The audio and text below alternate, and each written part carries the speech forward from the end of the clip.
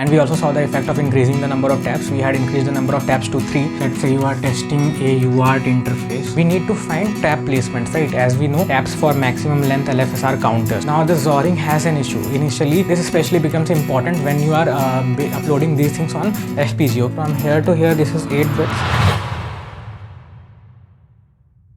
Hello everyone, welcome to day 27 of the 100 days of FPGA series. In this video, we will be talking about PRBS generators. Okay, PRBS generators stand for pseudo-random bit sequence generators, and in the last video we had seen LFSRs, okay, linear feedback shift registers, and we had seen how LFSRs can be used to generate sequences, different sequences, right? So there we had seen that tap placement, different tap placements basically produce different lengths of sequences, okay, and there we also implemented a 4-bit shift register, 4-bit LFSR on the FPGA as well, and we saw the results. Okay, here in this video we will be talking about PRBS generators on FPGA. So it's the same thing as LFSR only, but here we have multiple taps. Okay, so as in the last video we had seen, we used 2 taps on the 2 LSB bits, right? Bit 0 and bit 1 we used to XOR, and we were getting different sequences. Okay, so for 4-bit LFSR we were getting 15 sequences, and we also saw the effect of increasing the number of taps. We had increased the number of taps to 3. That did not make things better, right? Because it reduced the sequence count from 15 to 7. Okay,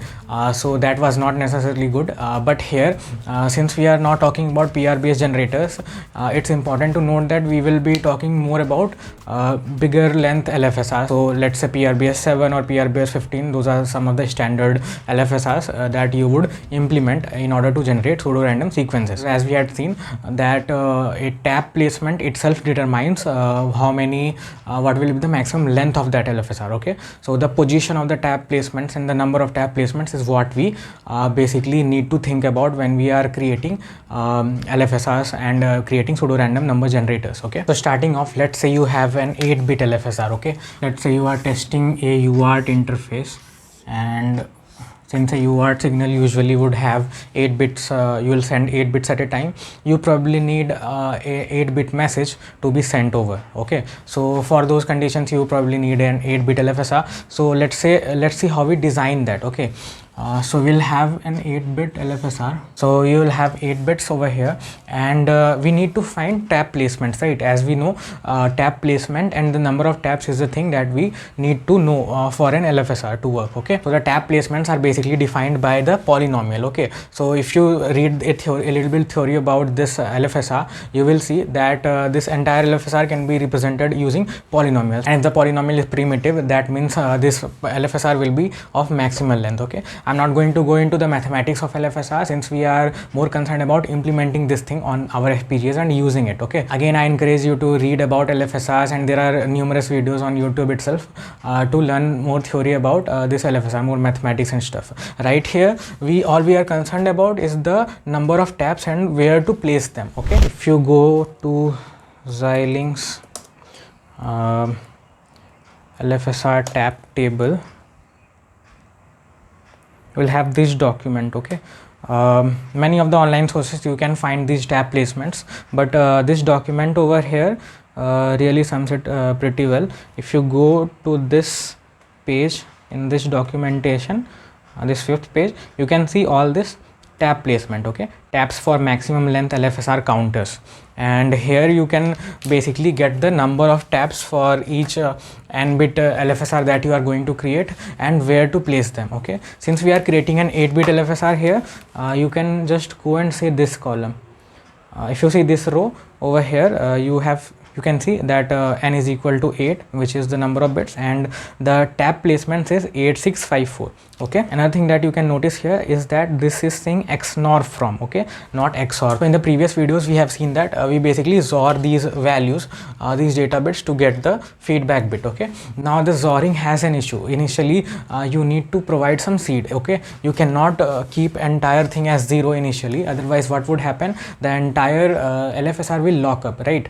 The XORs will return 0, and again the entire shift register will be continuously 0, and and will not update further. Okay, this especially becomes important when you are uploading these things on FPGA, okay, because FPGAs usually will reset all the registers to 0. Okay, in the last video also we had seen we needed to set the reset condition to a initial seed value, right?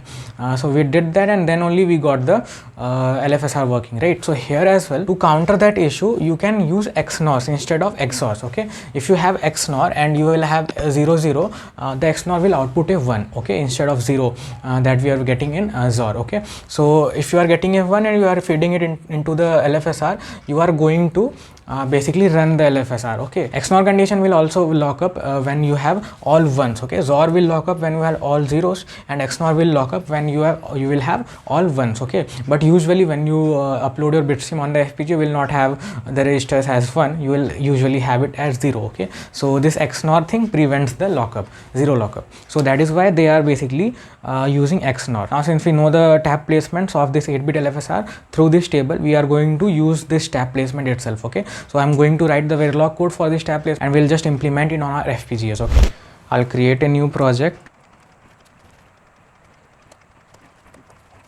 This is the previous project. I'm going to copy all the files from this previous project to this new project. Okay, and we are going to adjust the code from that. Alright, so now I have imported the last project over here, and if you see, this is the shift register. I have discussed about how this works in the previous video. Now we need to provide the taps. Okay, so we are going to look for the taps in this table. Okay, so for 8-bit we are just tapping off from 8654. Now the way this is defined is you basically number it from left to right. Okay, so this would be flip-flop 1.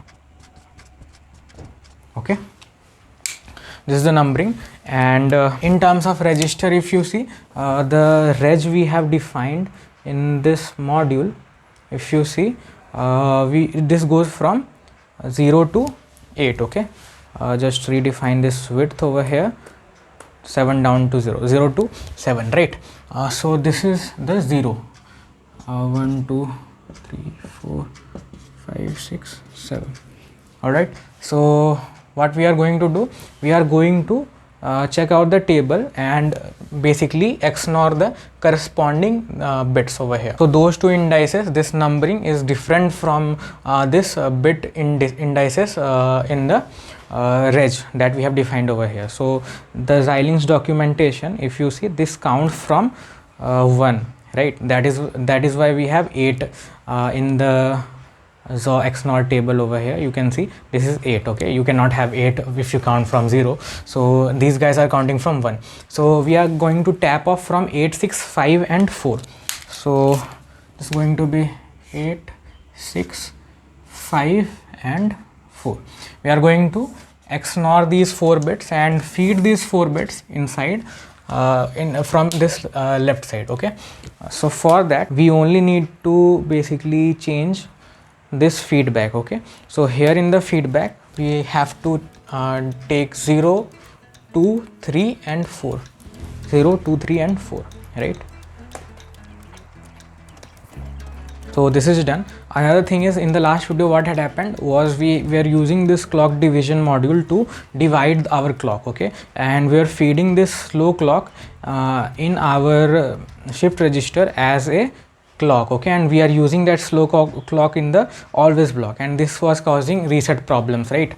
So here we are going to basically change that. We are going to fix it, and we are going to fix it in a different manner. So let's see. Here, instead of outputting a clock slow signal, I'm going to output a 1 cycle high pulse for every second. Okay, so if you see, this is basically counting from 0 to 10 to the power 8 minus 1. So if you count these many cycles on a 100 megahertz clock, you will get 1 second, and we had talked about this. So right now what is happening is that it's toggling every time it reaches 10 to the power 8 minus 1, it toggles the clock.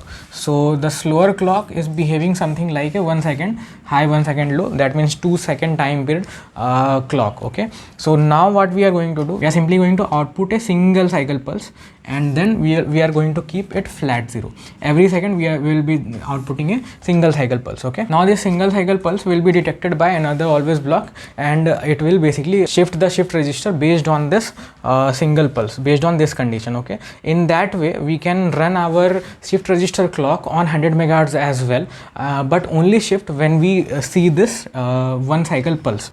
First off, I am going to change this, and I'm going to keep this name 1 second pulse. Okay, I'm outputting a single cycle pulse every second. So now I'm going to keep it 1 whenever it reaches this value, and otherwise I'm going to keep this 0. What that means is that this clock 1 pulse will basically give a single cycle high pulse every second. Now I'm going to take this pulse and I'm going to feed it into the shift register. Okay, and we need to change the logic as well. So as the input, I'm going to take this pulse. Okay, I'm just going to write the same name for the port so that we do not have any confusion. Now this clock I'm going to attach with 100 megahertz. Okay, so the same clock on which entire system is running. So for that I'm going to change this clock signal to this. Now in the shift register, here I'm not going to shift on every clock pulse, I'm going to shift only when I detect this 1 second pulse. So here I'm going to have a check.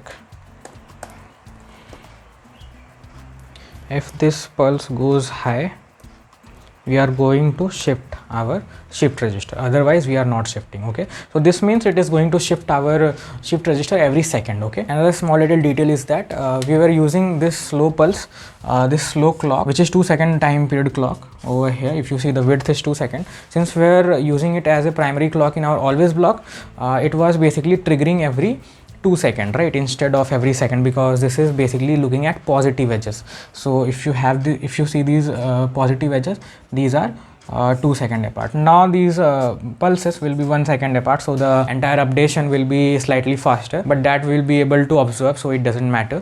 So here you can see this is the adjustment that we have done, and now the reset should work. Okay, so this is the final changes for the PRBS 8 that we are generating, 8-bit LFSR that we have generated. Okay, and now this can help us in different applications. Before we discuss more about this, let's basically put this on the FPGA. Okay, for that I will basically import the same constraint file, because we haven't changed the port list. Okay, if you see the top module, we haven't changed the port list, so the constraint file will also not change. So I'll use the same constraint file, and I'm going to generate the bitstream, and I'm going to put it on the FPGA, and we'll see how that works. Okay,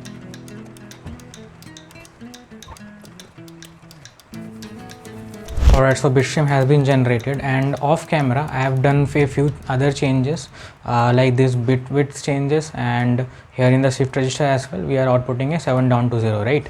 All this change, and also in the constraint file you need to add extra 4 bits for the since we are making 8-bit shift register, right. So all this I have done, and I have generated the bitstream. You can find this code on my GitHub. Okay, I've linked everything, like all the codes that I write in the entire series I have stored in the GitHub repository. So in the description you can go to that repo. Otherwise here we are going to connect, we are connected to the FPGA, and now I will program it, right. And now the FPGA is programmed. So if you see from here to here, this is 8 bits and it is going. Okay, now since 8-bit LFSR for maximal length, it is going to produce 2 to the power 8 minus 1, which is 255. Okay, it is going to produce 255 different sequences, right. So checking all of them here by looking is not possible. I'm going to show you the Python script. Okay, so if you see on my PC, I actually adjusted the Python script, and if you see over here, I have basically adjusted this length, and now I am entering this, and after running it, you can see this is the maximum length we are getting, which is 255 over here. Okay, so this is the maximum length LFSR that we have generated. One more thing that I'm going to show you is this reset condition. So in the last video we had seen, since we had derived a clock from a certain module and used it inside an always block in our shift register module, it wasn't working, right? Because the clock generator division module itself was getting resetted before resetting this module, our shift register module. So here that problem won't occur. If you see, as soon as I will press, it will go into initial condition. So initial condition still we have kept as 1, even though it is not required, like we can keep it 0 since we are using XNOR gate instead of XOR gates, but still I've just kept it 1. So if you see, as soon as I push it, it goes to 1, right? And if I leave it, it again starts counting.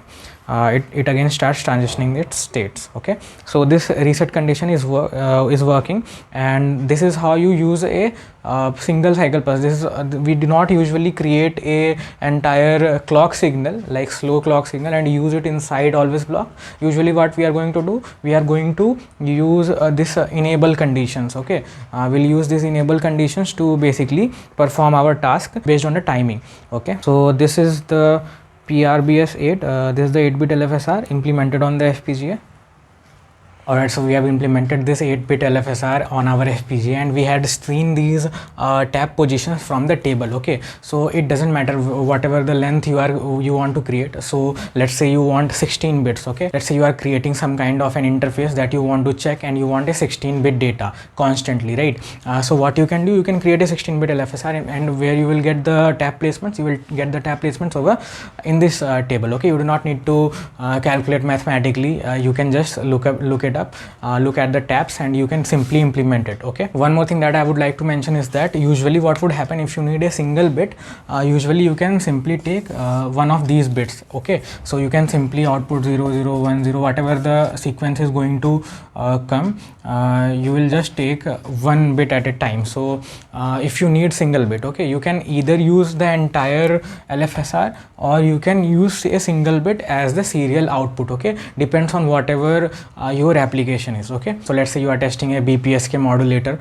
and you want a random data to be constantly fed into the BPSK modulator module. Okay, so there you can simply take one of these as the output, one of these bits as the output, and let this entire thing run. Having a longer LFSR will basically create more random of a sequence. Okay, if you are going to have a longer LFSR, it is going to have more number of states. Okay, since the number of states is 2 to the power n minus 1, let's say you have n is equal to 16, okay, or 15, whatever, so you will have lots of states in those cases. Okay, here if you see, this is only 8-bit, right? So you will have, you can represent 2 to the power 8 minus 1, which is going to be 255. Okay, you will only have 255 sequences before the entire thing starts repeating. So if you have a longer LFSR, you will have more number of states, and therefore you will have different more random looking output from these bits. Okay, other than that, we also fixed this clock thing. Okay, so as you saw in the previous video, we were using this entire